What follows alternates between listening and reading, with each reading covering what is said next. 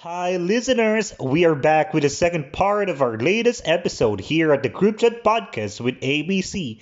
I am A, the mysterious brother of all. Okay, let's hear naman your poems. Ano ba poem? Yeah, sure. The poems, Poems. Okay, Poem. let's hear poems. naman your But I mean, it's still a pronunciation confusion. Some would say poem, some would say poem.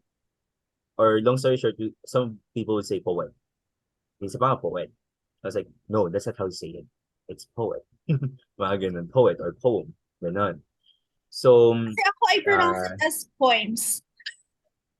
Arte poems. Poems. Okay. it that has been what you call this, an English war between multiple English majors. So it has been a major problem for all of us. How to trigger English majors? Pronounce the words wrong. Pronounce them wrong. That's how you trigger them. Okay. Yeah. Natitrigger ka But ba? not really, but getting there. No, just kidding. Na, sige. What do you guys want to talk about first? Kasi there are like five different poems here. Maybe the voices, because that's the Okay. Okay, fun fact. Voices was actually my very first poem. Mm. That was the very first poem that I wrote, and I started writing poem in college. And the the person who made me who got me motivated to write poems was actually my professor. We had this subject during our fourth year. There's a subject that makes us write things. So it's like creative writing. And there's a certain time in our subject, he made us pick a word. So there's like a cup in front of us and we chose a word. And then the word was voice. And then he made us do a challenge to write one sentence using the word that we chose. And the first line of my poem was the sentence that I showed to my professor. And then from that moment, that it triggered me to do something else with that word and with that sentence. So I asked my professor that time, sir, will it be okay if I turn this into a poem? And he was like, sure, why not? Do it. If you think you can write it, go ahead. And so I was looking for a place at school. I was at the gym. I was at the gym, and there are a lot of people. Syempre, break time, yung talagang walang class. Syempre, you're in college. There are different departments na talagang pakalgatsa doon, yung ingay, ganyan-ganyan. So that made me think of doing a poem using the voices of the people around me. And then, that it, it continued until the end. Kasi ang pinaka-pinpoint ko when I was writing this, I was overthinking. Parang I was doubting na ano yung ano yung nararamdaman, ay ano yung inisip nila. And kasi parang there's a certain point sa line na um thought of something like my mind's on a chase. Kasi I don't know, I was overthinking. And then, why are my ears listening at their voices? So parang nakikurious na ako. Yung marites yan, ganun ganon. Yung parang nagiging marites ka na. Ah, So, you're already trying to identify what are they saying, bakit sila nakangiti, bakit sila tawa ng tawa. Kasi I was actually on my introvert mode na. I was really very introvert na during that time. Yung parang gusto ko mag-isa lang ako. Pero I was really in front of a big crowd na purong magkasama sila na tropa. There's a certain group here, there's a certain group there, parang sobrang saya nila, tapos ako parang nakaupo lang, Loner. so loner, ganyan, yung loner feel, ganyan. So, yung parang, and then, there's a certain point na papaisip ko na ano yung inisip niya sa akin na bakit nag-iisa lang ako, ganyan, para pinagtatawanan ba ako, ganyan. And then, parang masyado akong asyumero. Ganon. You, that's the negative part of me that time na I was super overthinking na hindi ko naman kailangang isipin yun. Kaya at the end of my poem, parang sabi ko doon, as loud as their voices, I wonder why. I see them laughing and laughing every time. Come to think of it, knowing not to worry why, because I see these people just having a good time. It's parang, okay. Parang ganun lang, gumawa ng yung isip ko. Okay, so they're not talking about me. They're just having a good time. Okay. Nag-enjoy lang sila. Ganun. So, and if I would relate it to other people who might feel the same way, na nag-overthink, inisip nila kung anong sinasabi ng mga tao, are they saying something about you, pero hindi naman talaga. You're just overthinking what you're seeing na hindi naman talaga kailangan. So, yun. So, after Actually, writing that, nung sorry. binabasa ko din siya, sabi ko, parang the word worry was used a lot of like 2-3 times. Ganon. So sabi ko, parang this implies na nag-overthink siya sa parang on how people perceives you. Parang ganon. Yeah. Tapos, Same sa realization ko dun sa sa poem. Tapos parang yun nga, nasagot mo na parang what was your, at the end of it, parang cause I see these people just having a good time. Parang at the end, may na-realize din naman pala niya na hindi naman pala siya yung center ng universe that time. center ng Yun. Exactly. That's how I felt during that time. Wala eh. I was still young that time. Parang napaka-overthinking talaga ako noon.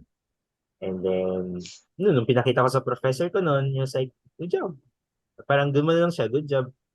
I didn't know that you can do that pala. And I was like, neither do I, sir. Pero kaya I really think my professor who gave me that opportunity to do that kind of thing, which made me become that teacher I am right today. Na yung parang I'm giving the opportunity of my sa students ko na if they couldn't say it, they can write about it. Kaya yun yung naging open field ko na or open gate or open door for me to share it to other people. Parang ganun. And Yun. also, So that's the story. yeah. Also, I want to add na yung itong poem mo na Voices, ano siya, nakaka-relate din ako. Kasi parang na-experience ko na din siya. Na minsan when you're alone and parang, for example, lahat ng mga tao magkakakilala, tapos ako lang nandoon. Parang nag-overthink ako ano yung, ano rin nila sa'yo, no? Perception nila sa'yo, ano iniisip nila, ganon. Exactly. like a lot of people would really relate to this poem kasi people tend to think what other people think about them. So, diba? So parang, I mean, not all people are too confident about themselves, diba? And if you will read this poem, for the listeners, if you will read this poem in the future, you would really, really relate to this. Yeah. And I guess it was really an open gift for me to write that. And I was really happy to continue to write more. I mean, I haven't wrote like a lot, but whenever I write something or write a poem, it's something meaningful because it was really based on my experience, on how I felt during that time. So I was able to express how I felt during that time. And it really was something for me to continue doing. Etong second poem mo, yung A Wish to Death, A Wish to a Death Wish. Medyo nakakatakot tong poem na to. Kasi yung mga Totoo. Nung binabasa ko to kanina, sabi ko, grabe naman. pinagdaanan niya kaya to?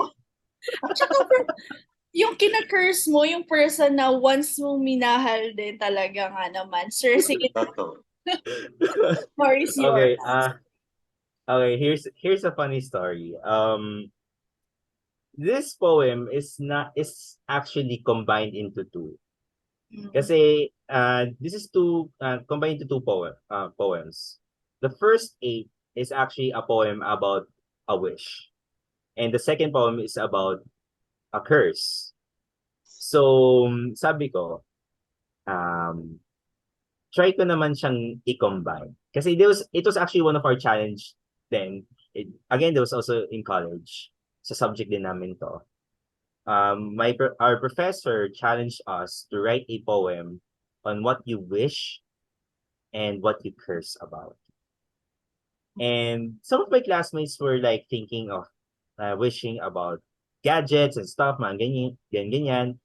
Ako, I was thinking about a certain person na ganun. A certain person na kasi that time I had a crush on my classmate. I had a crush on classmate ko na parang gustong-gusto ko siyang ligawan, ganyan-ganyan. However, I got automatically rejected. So, it triggered me to write a poem about that scenario. Kaya, kaya sabi ko, ang sama ko noon. And, ang sama ko talaga noon. Kaya nga, And, nag-agree. Okay. and ito pa yung nakatawa noon. My classmates felt it that they knew who was I talking about. They knew who was I referring to when I was writing that poem. While I was writing it and reading it, kasi we were all going in front to read our poems, ganyan, ganyan. So when it was my turn to read it, and yung first few lines, sabi ko, I wish that life is easy as it is. I wish that you are here with me. I wish that everything would fall into place. I wish that you accept me for who I am. Parang at that time, I was really hoping na baka may chance ako, ganyan-ganyan, sa kanya. Pero she literally like dumped me the moment I said that. And din parang nangarap ka na Sobrang, hindi na sobrang mangyayari. naman si Madam. Oh, ano yan? Wala man lang giving a chance, di ba? Wala. And I was okay with that. It was a blessing in disguise na lang. So, parang because of what happened, it was okay for me. It was okay na rin sa akin nun. And then, nung sinabi ng prof ko na, sige, now, you're done with the wish, now put it in a curse. Sabi ko, Ooh. okay. So, sige. Babe. Talagang, when I was writing, I was like, okay, ito ang gusto mo ha, sige. So the first few lines, I was like, I curse you with pain and sorrow. I curse you with nothing but trouble. I curse you with karma around you. I curse you with death written around you. Yung talagang galit na ako noon, nung araw na yon. And as I was reading it, my classes was like, bro, grabe ka.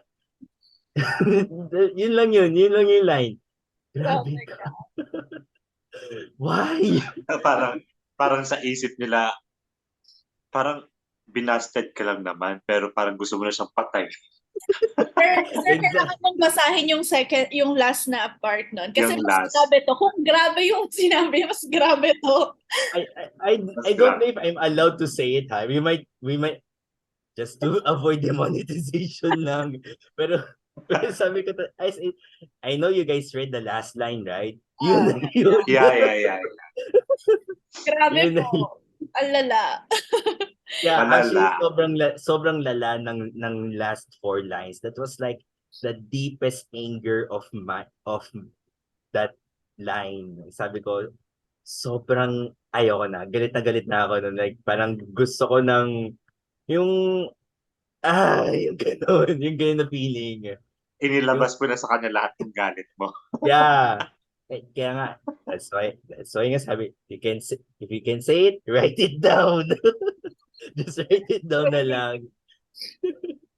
And kaya nga, even my prof was like, he spoke to me privately, sabi niya, I like what you wrote, but please be careful on what you're writing, okay? Yung ganun. And the choice of words. Yeah, the choice of words. And I was like, sir, that's how I felt. What should I what should I think of next? Ano pa ba? Yun na yun eh. yung ganun, ganun na isip nun. Pero, Pero may naramdaman namin talaga yung Yung galit, oo, galit. yung Yes, puot ng nabasted. yeah. And, damang-dama and mo. if, and if ever people would read this, some of them would be like, dude, relate ako sa'yo. Ay. Yeah.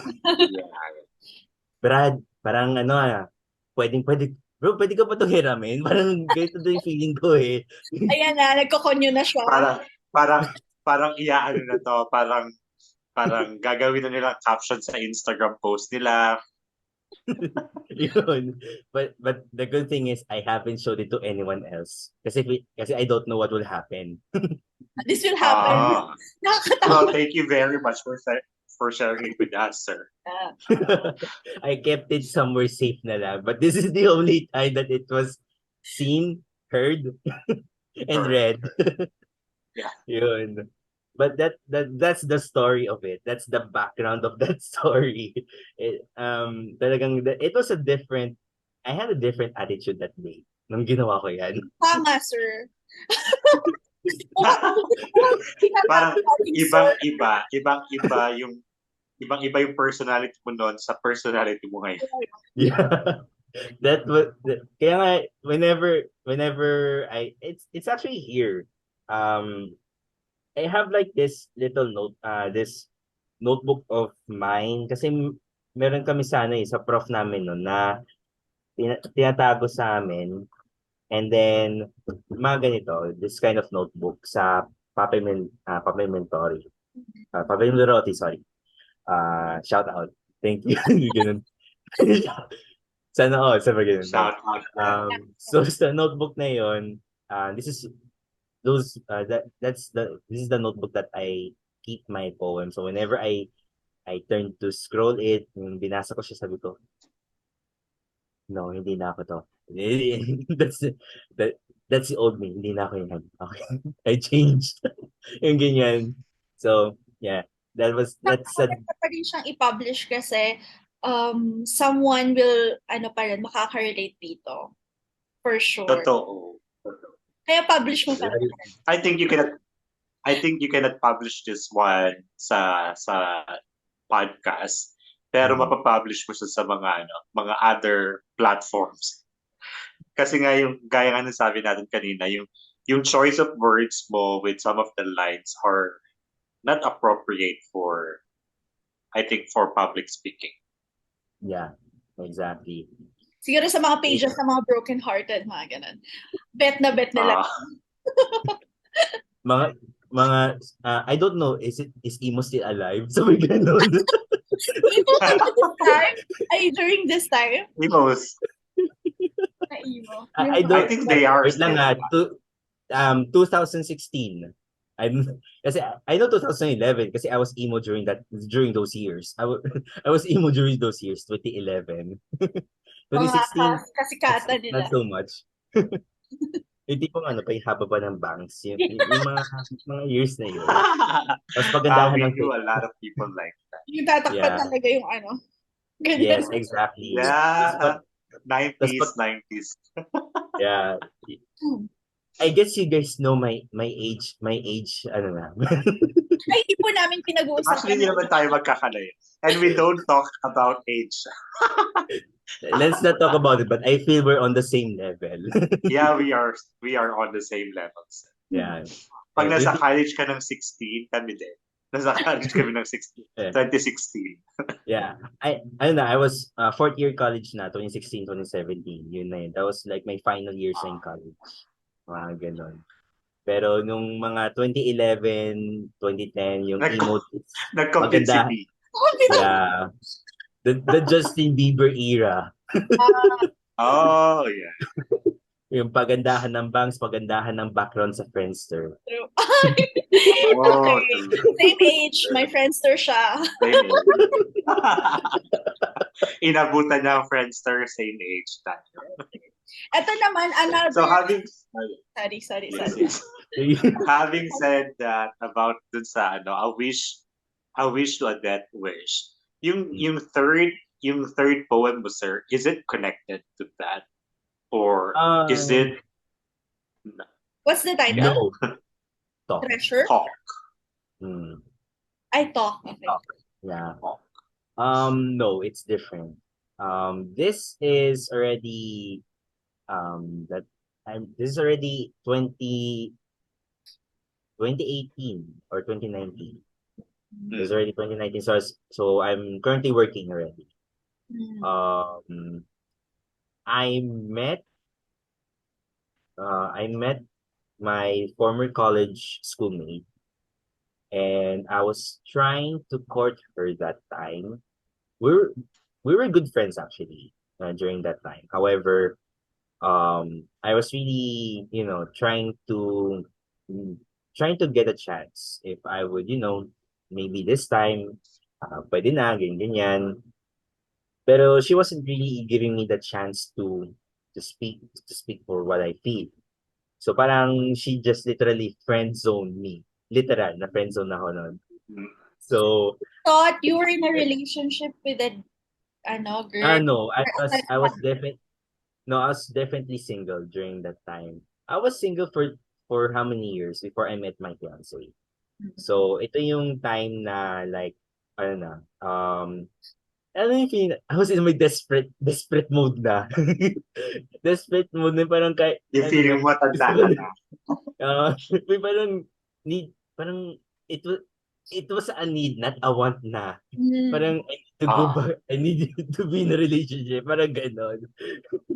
Parang Okay. mapapasabi na I'm getting old na. Mm. I need parang ganon I na. need Pero yeah, it's a a need. It's not a relationship. want anymore. It's a need. Yung ganon na feeling.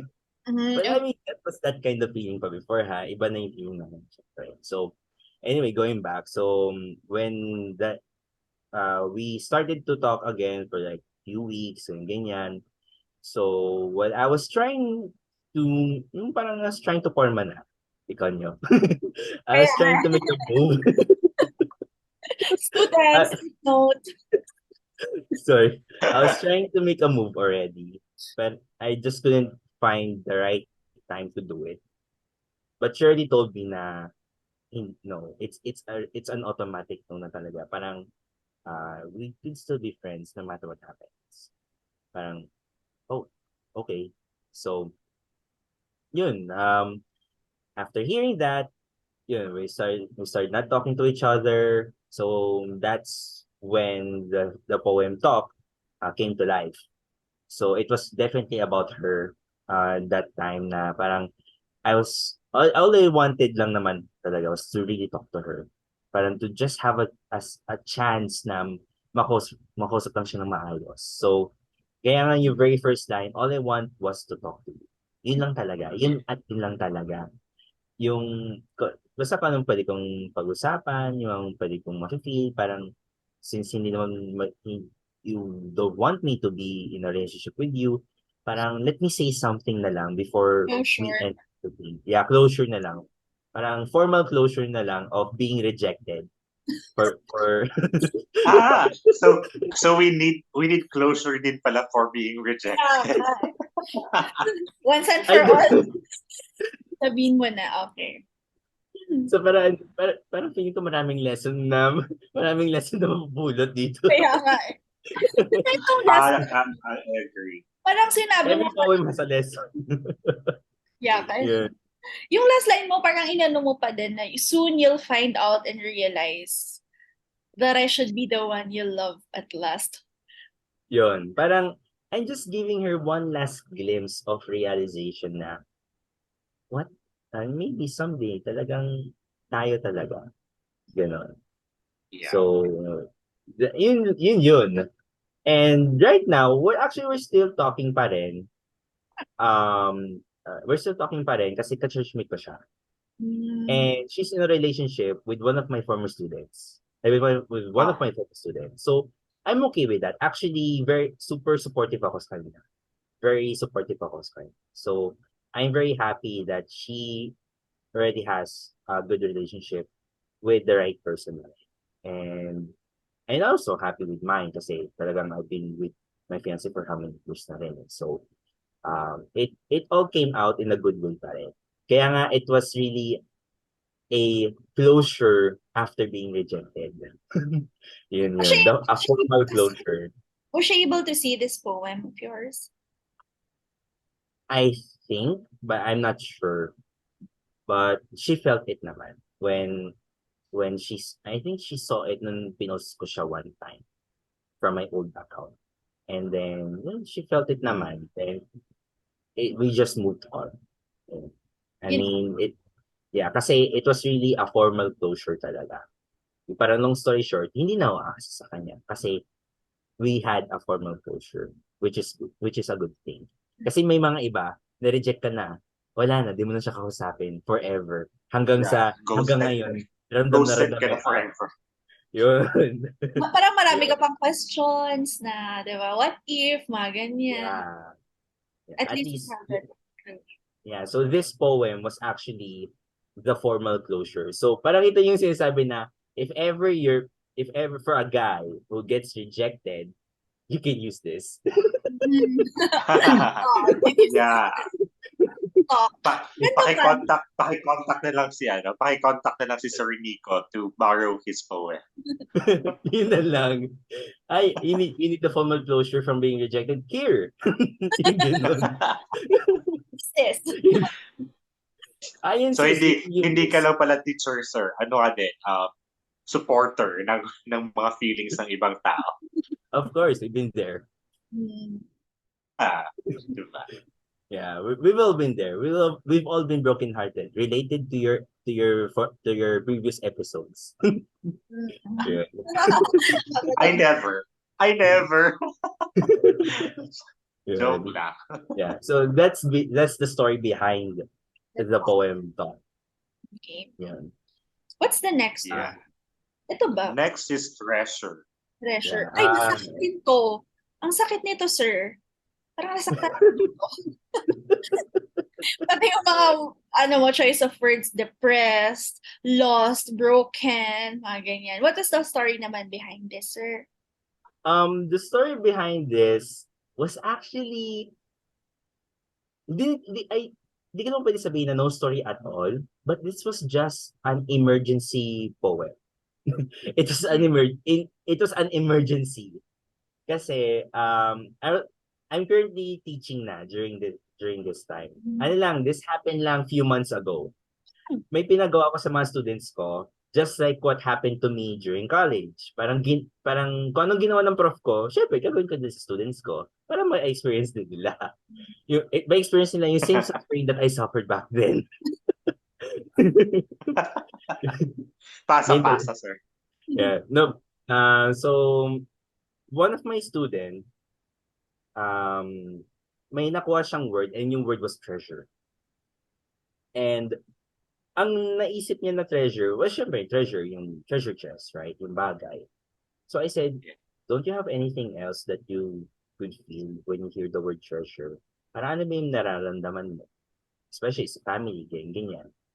So, what I did is, I gave an example using my yung word niya. So hiniram ko word niya, nag-isip na ako ng poem, pero while I was writing that poem, I was already thinking of my fiancé. Kasi parang she was definitely the treasure talaga. Parang, yeah, I was definitely depressed sometimes. Kasi minsan, it's normal na relationship na mag-away kayo. Kaya parang natatakot ka na mawala siya, natatakot ka na what if iniwan ka? Parang all you have left na lang in you is the things that you could cherish from the past, ganyan. Kaya nga, if I'm not mistaken, yung pinaka last line ko doon, the simple treasures we kept is what's left. And those simple treasures is the memories. Hindi ko lang nasulat yun, but it's definitely the memories, which is the last treasure that you'll always have. Kasi not every time when you use the word treasure, it's always material things. But there are different aspects when we use the word treasure in terms of emotion, the feeling, what you have in your heart and what you have in your mind. Kaya the poem that I wrote was definitely related to my fiance talaga. I was really afraid of losing her because she was the only treasure I have left. Kasi I'm not with my family. I'm not really um approachable to people. So my fiance is the only person I have as a treasure, a physical treasure for me. And losing her would be a depression for me. Parang gano'n. So yun. Hmm. So you like nag-imagine ka na ng mangyayari in the Exactly. future. Parang, Mawawala siya. And actually, I was about to ask you that question. Is this, I mean, the treasure poem, is it connected to your fiancé? Kasi pag babasahin mo yung title pa lang, treasure, it signifies, good memories or good things, I should say. Diba? Kasi ang treasure lang naman talaga din natin, honestly speaking, treasure lang naman natin yung mga good memories natin. Di ba? We don't want to dwell on those bad memories. Kaya inisip ko, nung nabasa ko yung title, sabi ko, positive poem na to. And then when I read it earlier, I said, malungkot pa rin pala siya. Kasi pala, if ever, mawawala yung treasure niya. Kasi syempre, I mean, kasi talagang, syempre, me and my fiance will be, kakasal kami for few months from now. And Congratulations! yeah, Congratulations in advance. yeah, thank you. Finally na rin. And writing that poem really means a lot to me. And kaya nga sabi ko, it's a scary thought kasi talagang malungkot siya. Kaya nga sabi ko, hoping it won't happen na ganito yung na babasahin ko siya over and over na bakit nangyari to. So, and again, as I said, this was just an emergency poem for my student. Pero it triggered me to think of it. Parang gano'n. And then nung after writing it down, pinakita ko sa student ko, sabi ng student ko, Sir, ba't ang lalim? Ba't ang sakit? Ba't gano'n? I was like, you'll understand when you grow old. You'll understand why. Yeah. Experience na rin niya, yung mga gantong bagay. When you find your treasure, Parang I told my student, someday you'll find that treasure. For now, it's somewhere out there. All you need to do is just look for it. And if you're going to look for it, make sure God is with you to look for it. Because He'll give it to you at the right place at the right time. That's what I keep telling them.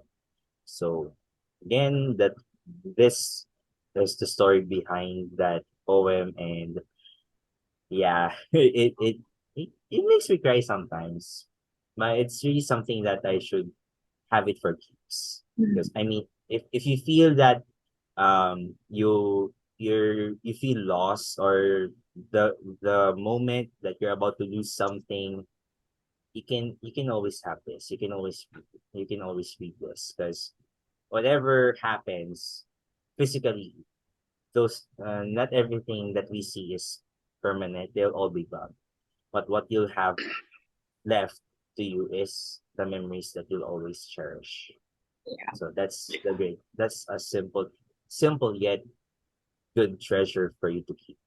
yes, agree. Yes. Agree. Yeah. And then we will go through the next poem, Dream. Ito medyo masaya na to for me.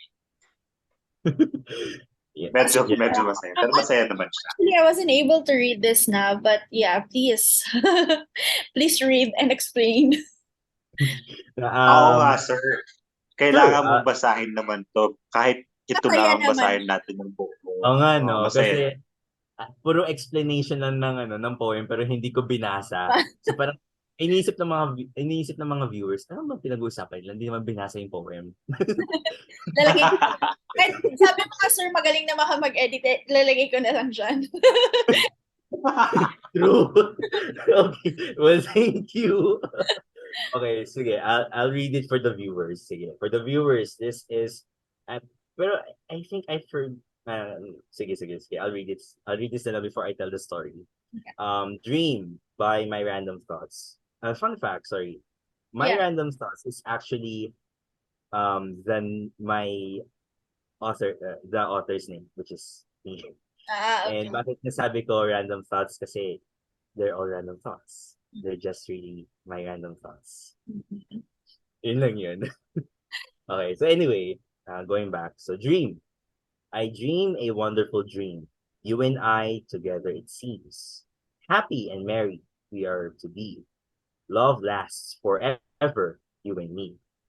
I dreamt of a nightmare, dark and cold, brings to a scare. Alone, frightened as I feel, you are no longer forever with me.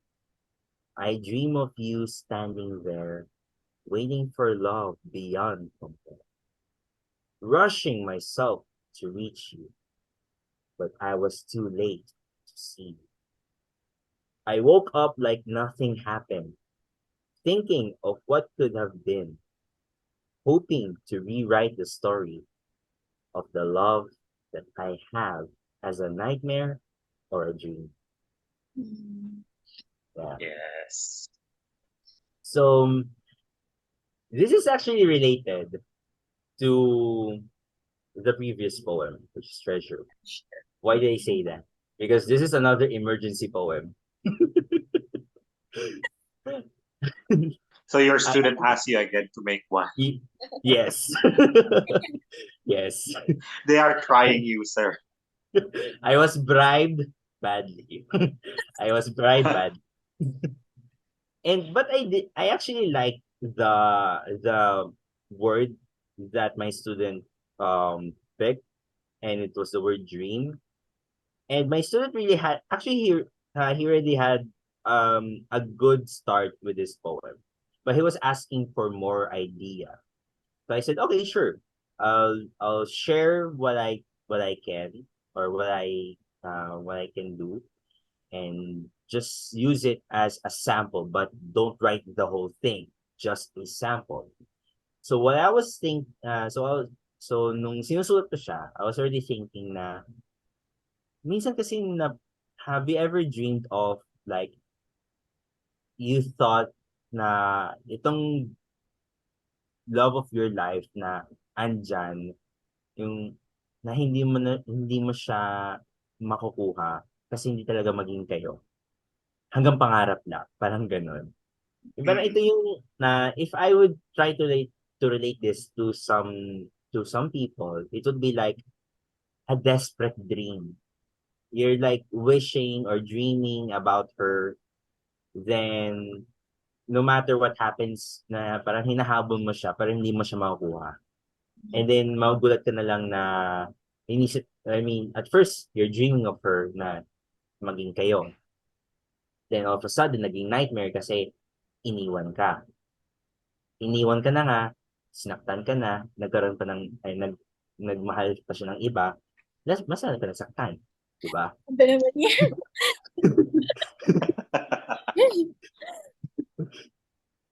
Kaya ka pa And din. worst case scenario, na friendzone ka na, nabust ka na friendzone ka pa, tapos biglang sinabi, I'm in love with someone else. Ouch. Oh. Kasi Oh. actually, Talaga. this poem is about a student of mine who is always broken-hearted. Palagi siya nare-rejected. Palagi siyang, parang whenever he tries to court someone, the girl would be like, sorry, I'm in love with someone else. I have a crush with someone else. Boom. I was like, okay, mukhang may idea na ako. Okay. Kasi,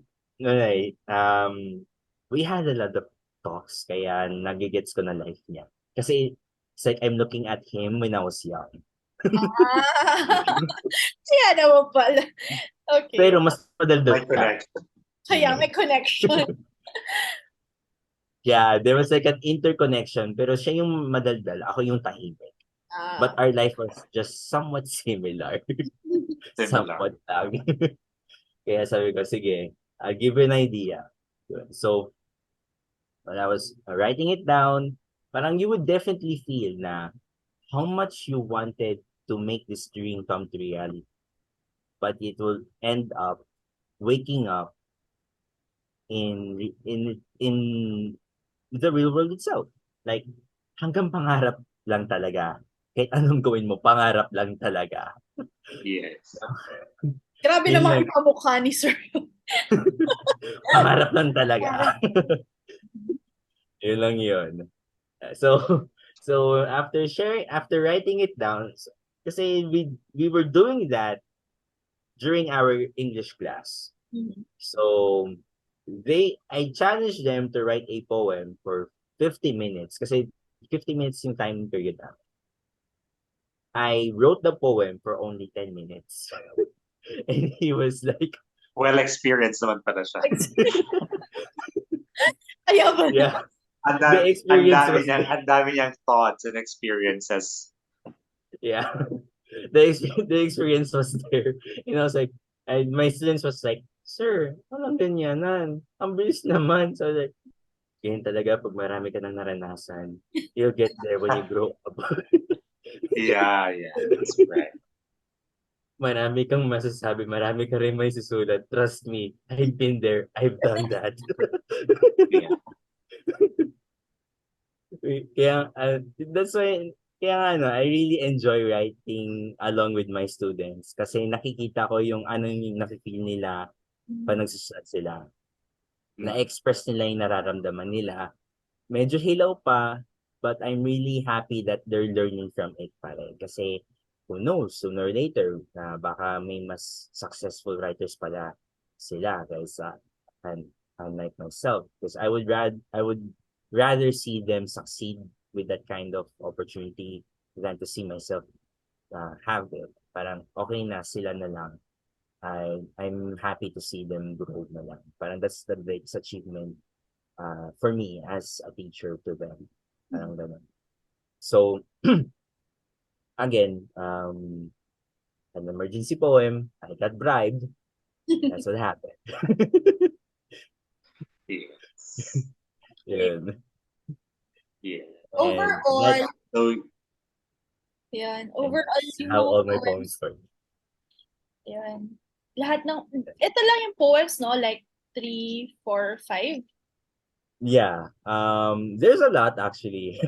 There's a lot yeah, but more I just asked there. for 4 or 5. Yeah. Kasi if I shared like a lot, baka we might reach the next morning na. Sa sobrang dami. Sa Hindi, sobrang dami. siguro ano, kung sa experience ko sa call center, nag-night shift na ako. Yun na yun. Baka nag-night shift na ako. Halos lahat, Shout out to Miss C. ano no, yung feelings niya, parang halos lahat sad, uh, Sakit. sad, masakit, mga ganyan, yung mga feelings niya, no, mostly. Bakit? Because mas madaling isulat pag masakit? Well, that's a good question actually. True. It's actually true. It's much easier to write something if you're depressed, if you feel sad, if you feel lonely. It's like when you feel something that's dark in you, you're able to write something about it. Bakit ko nasabi yun? Because when I read some literature and when I teach some certain literature, most of the writers that I study, and most of the writings are definitely about love, pain, sorrow, depression. And I'm not sure if I'm getting this correct. Like William Shakespeare is one of them, based on his stories, Romeo and Juliet, Macbeth, Hamlet. Those heavy, love-driven, depressing stories it really tells you how an author or how a writer feels when they have that kind of emotion. But there's some writers who are able to write naman na masaya sila because they have other ways to keep themselves happy. Some of them naman, they write poems about their family. So it's really up to them. It really depends on the emotion kasi. But I could say nga, so going back, mas madali siya. Kasi yan ang na-experience. But if your experience is different, yun, it really depends pa rin talaga. So, Okay. that's Gusto a ko good lang malaman, sir, if you will be given a chance to pursue this as a career, would you pursue this as a career? I mean, as a poet. Well, definitely, I would love to.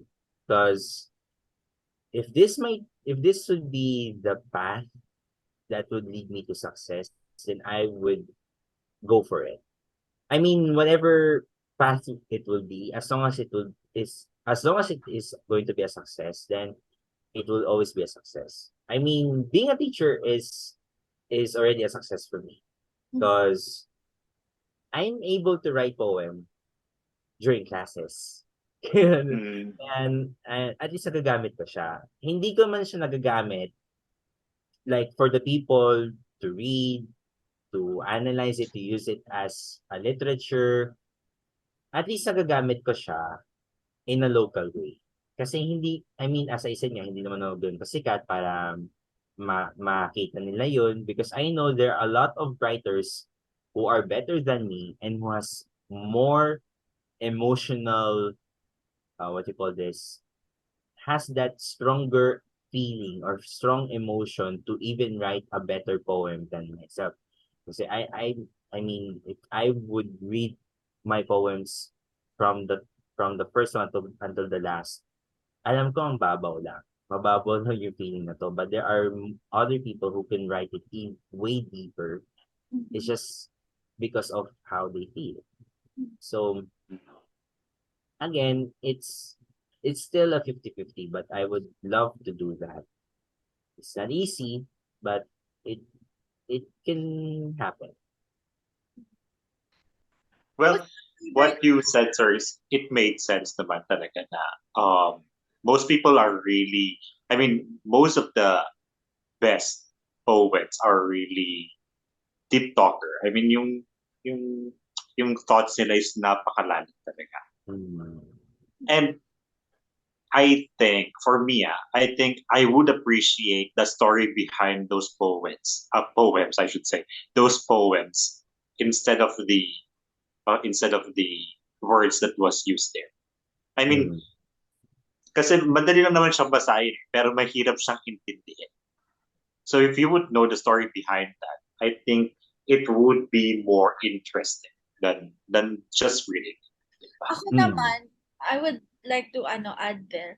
Minsan kasi nasa perception din kasi yun yung nagbabasa eh.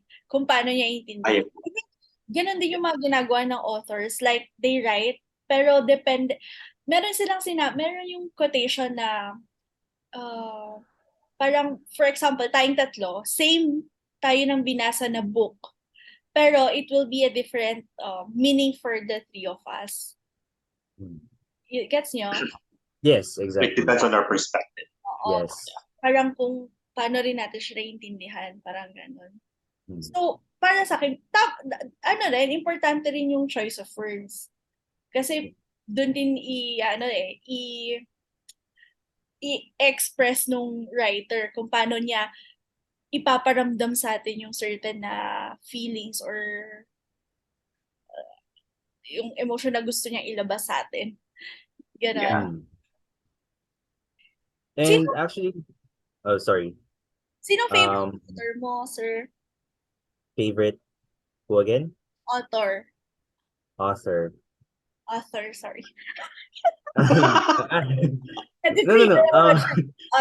sorry no. No. It's fine. Actually, I'll be honest, ha. I'm not like those people who read a lot of books and know a lot of authors or writers. But if I may, J.K. Rowling is one of them because I am a Harry Potter fan. Edgar Allan Poe, and then William Shakespeare. Those are the three. But again, I'm not like those fanatics who really knows them deeply. It's just that I know them by their name, but reading some of their pieces, their literary piece, really helped me try to think of what can I do as a writer and as a poet. Well, actually, B is avid fan of avid fan of sino na kasi yan? Yung lagi yung lagi siyang nagpapabili ng book sa amin ng ng ng author na yun. Kasi Ah, gusto ko talaga nagbabasa ng mga poems. Para minsan, meron ako mga feelings na hindi ko mahanap yung right words. But yung mga writers, kayo na yung maghahanap ng right words para sa akin. Ganon. Gets nyo? Kaya parang gusto ko siya. Parang hindi na ako mag-iisip ng mga salita, mga hindi ko na gagamitin yung alam niyo na. Ayan. Favorite. mm, Diba nag-brag pa talaga ako? Oo. sponsor, baka naman. Kapag may nafe-feel lang ako, naghahanap lang ako ng mga poems niya, ganyan. Ah, Tapos, well, yun. here's what I've learned. When it comes to writing something, whether it is a short story or a poem or whatever you write something about, first, as a writer, you should know who will be your audience. If your audience are like, I don't want to say low level, or let's just say their vocabulary or their understanding is a bit shallow, then you write something that could make them understand something easier. So this is where context clues comes in. So whenever you write something, it depends on who will be your audience. So if you think that their understanding is a bit shallow, then try to write something that's shallow for them to understand or easy to understand. But if your readers or audience has deep understanding or deep meaning or very deep vocabulary, that's the time you use words that could connect to their understanding as well. So that's what I've learned. So whenever I write something, whether it's a poem or a short story, I have to know or make sure that the people who'll be reading would definitely understand what I'm writing, because this is very neutral. If if your understanding is shallow, then you could understand it. It's just that you won't be able to read between the lines. It really depends, because there are people who could read just I mean just read, but there are some people who could read between the lines. So they would definitely understand. So again, as you said, they have Yeah. different perspectives. People have different perspectives. Okay. So, yeah. I'm okay. I'm just waiting. I'm just waiting for other questions. Just sabay ganun. Interview lang yan. Interview. Interview pala. Maganda nga to kasi, parang, sharing of what he knows lang to. 'Di ba? Hindi na tayo masyadong kailangan mag-question, madami. Yeah. Maganda actually Here for us. I appreciate the flow of the conversation. Kasi we really gave a lot of time for the guest para mapakilala niya yung sarili niya. And this is a good start for you, sir. Kasi nga, pag ipinost na namin to and then your student will watch this in YouTube, there would be a chance na baka magagawa na rin sila ng channel nila, and then you will be there, or they will push you to open or to make your own channel, diba? Yeah. Again, as we said earlier, let's see. Let's hope for the best. I mean, I'm not really in a hurry, but whatever God's plan will be, then I'll go for it. I'll go for it. And yeah, I mean, as I said in the beginning to Sir A, that it really is a pleasure for me to be here with you guys. Because again, as I said, this is definitely my first time doing this, being heard, being seen. Never done this in my entire life. Palagi lang ako nakikita personally, but never like in a platform based na rin. So this is a new Well, journey. thank you very much, sir. Thank you very much. And we promise na once you have decided to open your own podcast or YouTube channel, we will be the first. We will be the first guest that you will have. Kung gusto niya, Depende. gusto niya. Hey, I mean, Depende kung gusto. Depende kung everyone's gusto mo open to din. be. Yeah, everyone's open to be a guest of mine. I mean, I'll be happy to invite you guys as well. I mean, you guys really are some good people that I would love to have with no cap. Ayan, talagang mapapasabi ka ng no cap for real. Sir, may Yeah. question ako. Sure. Meron ka bang pending na short story now or poem na ginagawa? As I said earlier, yung sa short story, which is yung Meet Travel Love, series 2. Series. I'm still trying to work on the first episode, which is A Moment in Paris. Yan kasi yung title niya.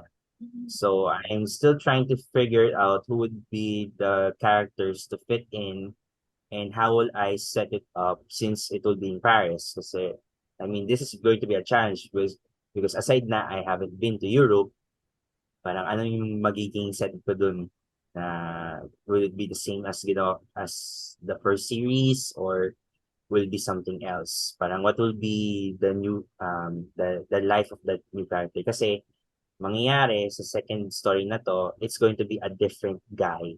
It's not the same person as from the first book. It will be a story of another guy. Parang best friend naman niya. So, ganon. Nood ka So ulit my connection. Nood ka ulit ng mga movies para ma-inspire ka, sir. Panoorin mo yung Emily in Paris. Oh.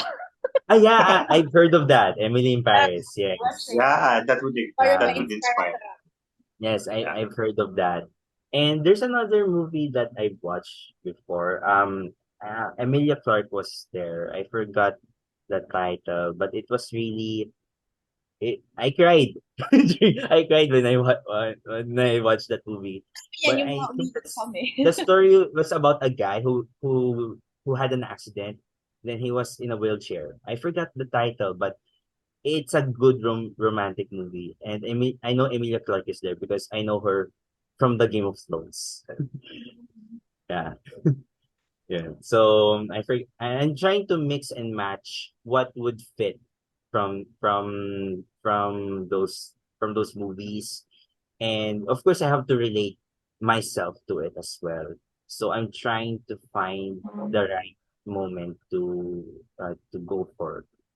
And I actually started it the moment I finished the first book. So that was January of 2020. So I started to to work on the first episode around July of 2020. However, I stopped because I don't know eventually what to do from it. So I'm still thinking kung paano ko siya talaga gawin. I'm in, sir. Good luck. Looking I forward am in, to sir. see it, Yeah. to read it. We will wait for the second book. Kumukuha Well, pala ng mga free ano lang. Yeah, let's hope for that. Hoping hindi siya aabot ng 5 years kasi yung first book talaga 5 Oo years eh. Oo nga. Aga- 4.5 Parang medyo matagal kami maghihintay sir pag 5 years. Yeah, tagal. Siguro when I finish the second book, baka may kids na ako. Kaya nga. Baka sila na rin magtapos. Oo. Yung ganun yung feeling. Baka may iba pa yung story nung nung second book mo dahil magkaka-kids ka na. Yun nga. And actually, the funny, I mean, you know what, there's so many, kasi if, as a writer, ang dami mong naiisip na parang, but will you do a sequel or will you do a prequel? Kasi there's actually a prequel in mind. Before I made Meet Jenna Frost, syempre I have to make a story about her life naman, yung background niya. before she went to New York, what was her life when she was in Atlanta? Parang ganon. So the title was Sitting in Atlanta. Parang ganon.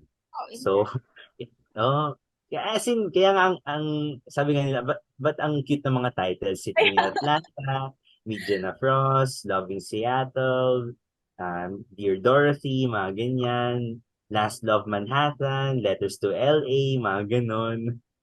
So, yun, parang, basta, actually, again, di na ako tatagal kasi yung short stories na yan, each episode has their own background talaga. They have their own story. And I'm not gonna spoil you guys again. Kayo yes, nang babasahin bahala namin. dyan. Yeah. Okay. The poems are already spoiled enough, but the short story, I'll leave it to you guys. Alright. Yeah. Ayun, thank you so much. Okay, so thank you very much sa ringing Nag-enjoy ko. kami, grabe. Oo, nag-enjoy kami. Really enjoyed Medyo the nasaktan kami sa mga poems mo, pero ang galing. Everybody And by said, the yes. way, sorry sir kung di nakasama si C kasi nagkaroon siya ng internet problem earlier. She was here earlier, di ba? Nung Yeah. start natin, pero nagkaroon ng problema sa internet niya. So she it's opted to stop. But hopefully you still enjoy it, sir. I mean, Yes, you enjoyed yes, I sharing really your did. thoughts. I really did. Maybe who knows? If I might get invited, for the second time. Of course! Ganun. Why not, sir? Why not, sir? Ang pag-usapan na natin, married life. Ibang Well, level. let's wait. If that happens, that will be by the end of the year or maybe next year. Yeah. Sige, wag na But muna natin. sige. Parang masyadong Wag matagal. na natin pag-usapan. let's pahabaan lang natin ng konti. Let me enjoy first my married life before niyo ako ulit i-invite. Sabi Yeah. ganun. Thank you talaga sa pag-share ng ng poems mo and your thoughts. Hindi namin na-expect actually. We are not expecting too much kasi nga lang naman, yun naman kami, baguhan lang naman kami. And yung sa YouTube, super gulat talaga kami nung someone commented na, someone is appreciating our craft, di ba? Kasi mostly, ang nakaka-appreciate yung mga friends namin, family, ganyan. Pero someone na stranger, di ba? Parang, okay. Nakakakilig. No, yung first comment mo, si B yung nakakita, nung nakabasa. And then, she shared it to us. Sabi ko, hola. Tapos, we want to invite you right away. Pero sabi namin, hintayin natin, baka naman, bugso lang ng topic. Tapos nag-comment ka na naman dun sa second, dun sa, dun sa sumunod ng topic. Yeah. Sabi namin, feeling ko interested siya. Kaya yun, minessage talaga kita. Minessage talaga kita na, sinabi din ni Vin naman sa akin na i-message mo na to, feeling ko gusto talaga niya maging guest natin. So yun, and we are happy na nandito ka na. I was definitely in glee. I was really smiling when you, I think if I stand corrected, that was a Sunday. That was a Sunday afternoon. I was at church actually. I was with my student. We were having an activity. Then all of a sudden I saw my message request and I saw your name. And I was thinking twice, who is it? So when I was reading it, I was like, no way. Dude, ito yun! And I was like, bro, tingnan mo. And I was like, ano yan, sir? Bro, mag-guest ako sa kanila.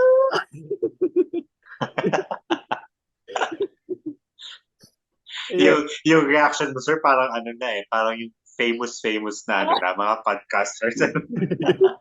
Yeah. No, kasi syempre, well, we will get there. Yeah. We are aiming that naman. You'll get there. You guys will get there. I mean, thank you, sir. You already started with your friends. So, and then now you're on to the stranger level. which is I'm the stranger level. Who knows? Maybe it can go even higher from that part. Yeah, it was really an awesome experience to have this conversation with you guys. And I remember actually there's like the last episode na I watched. You guys were no, may last segment kayo which is the lessons thingy, yung mga final. Yeah. Meron pa pala yun. Kala niyo hindi ko napanood yung last part Okay, alright. Alright. Sige, ako mauuna, sir. Okay. Yeah, I was actually laughing nung last part niya kasi you guys were really killing C. Pinapatay niyo si C eh. Sorry for the word. Actually, napagtripan nga siya ng masyado dun sa last episode namin. Totoo. Yeah, she was totally dead. So, parang now she's continually being dead sa episode natin. Sabi ganun. Kaya nagtampo yata talaga. Charot. Sige na, share na. Sige, ako. May quote ako, sir. Sabi dito, if you cannot be a poet, be the poet. So parang for me, based from your explanation earlier, na people can get idea or can get knowledge. I mean, idea. Tama pala. People can get idea from other people's experience to compose a poem, diba? So every life story has an impact for other people. And I think this doesn't apply sa'yo kasi you are a poet. You nahugot mo lahat yung flow of thoughts from your experiences and from your imagination. Diba? So for me, yes. If you cannot be a poet, be the poet. So let other people use you for their stories. Have problems here? Use this. Yung talk. Yung talk. Para sa Ayun nga, no? Ilalagay namin yun sa comment section, sir. If you have problem, please contact. That's yung number mo. Facebook I'm okay with Facebook for now. Yun lang, the problem is baka matagal yung reply. Tapos mapaplood ka ng maraming messages, sir. Okay. Oh no. Let's proceed with letter B. I will letter B with B. Yeah. This is my take. So, mas madaling magsulat ng nararamdaman kapag sad ka, kapag medyo nasasaktan ka, ganun. Kasi ang hirap niyang i-express sa totoong buhay. Compared kapag masaya ka, pag masaya ka is sobrang madali lang siyang i-express sa totoong buhay. Kaya minsan, hindi mo na siya kailangang isulat. Which is para sa akin, minsan, yung mga writers or yung mga ibang tao na sinusulat na lang nila yung nararamdaman nila, it's because minsan nahihirapan din silang i-express yun. Yun yung natutunan ko sa writing, especially yung mga poems ni Sir ay masasakit. Di ba parang tinanong ko siya na, bakit masasakit, Sir? Bakit hindi? Tapos yung explanation niya nga na, mas madali kasi i-express yun. Compared ka, pag masaya ka, ang dali i-express, ang dali ipakita sa mundo. Tawa. Yes. When you're sad, sometimes you keep it to yourself lang. You don't want to show it to anyone. You don't want to tell it to anyone. Just, kaya sinusulat mo lang siya. Yes. So yun, si Sir Nico naman, anong natutunan mo sa sarili? What can you advise? What can you advise to the listeners? Siyempre, reflection din niya yun kasi itong mga sinulat niya parang old na rin, diba? Yeah. It's like, again, as I said, when I tend to read them all over again, it's like I saw myself like, this was me back then, and I'm not the same guy that I used to be. So I guess the best advice that I would love to say especially to whoever will be watching this, whoever will be, pursuing this type of career or hobby. It's never too late to chase your dream because dreams can turn to reality. So if you dream to be a writer, then be it. Go for it. Because everyone can write. It's up to you how or what you want to write about. As long as you don't hurt anyone badly, you don't say something that's too offensive, because anyone can express what they feel. No matter what they express or what emotion that they have, no matter how happy you are, no matter how sad you are, if you have no one else to say about it, you just write it down. Who knows? If you see it once again on a certain piece of paper, you will realize that this is who you were when you were writing this down. Because you would definitely say that you changed from what you were when you were writing those lines. And it shows a lot to me when I saw my past writings. I really told myself that this is a different person. I'm a different person now. I changed for the better. I wasn't that old person from the poems that you guys read. Ibang-iba na. Hindi na ako yung super depressed, super overthinking, super problematic. Yes, I'm still problematic, but not as before. But still, whatever you feel, if you feel that you want to write something about it, go. Because sooner or later, what you say would be remembered always, but what you write will always be remembered because it is written on a piece of paper. It was used by an ink on a pen. Yes. Okay. Thank you One so thing much, sir. And Alam mo, again, thank you actually, sir, guys. yung take mo, yung last take mo, it made me realize na we are fulfilling the dreams of B. Because the dream of B before was to be famous. Hmm. So in a way, Yeah. we are fulfilling her dream. Yes. One of her dreams. Again, always that's what I always bring to myself. I always say to myself that it's never too late to chase your dreams because dreams can always turn to reality. No matter how old you Yeah, are, if you're able to chase those dreams, it's a great blessing for you to have it. Yes. that's right. Yeah. Again, Congratulations. thank you guys, Congratulations. thank you. Sobra, nag-enjoy kami again. Thank you, sir. Thank you, sir. Super enjoy, and really hope really praying for you guys to succeed with your podcast from other platforms. And I could tell, I mean, this is what I would promise, and I promise to the kids that once this will be released, I'll immediately send these links to anyone I have. Thank Thank you, sir. Thank you. you. Thank Yeah. All and the GCs that I have, whether it is from from the ministry, from our work, from the kids, talagang I promise them I'll be sending it because I really want them to know this kind of this kind of event. Tsaka, who knows, baka magamit nila yan, maging lesson nila yan sa next pasukan. Sabay ganun. True. Nako, sir, baka magkaroon ka ng madaming emergency poems. Not Sir. just that, baka may ma-inspire pang kumuha sa'yo talaga na Yes. i-share mo na naman yung thoughts mo sa kanya. Mm-mm.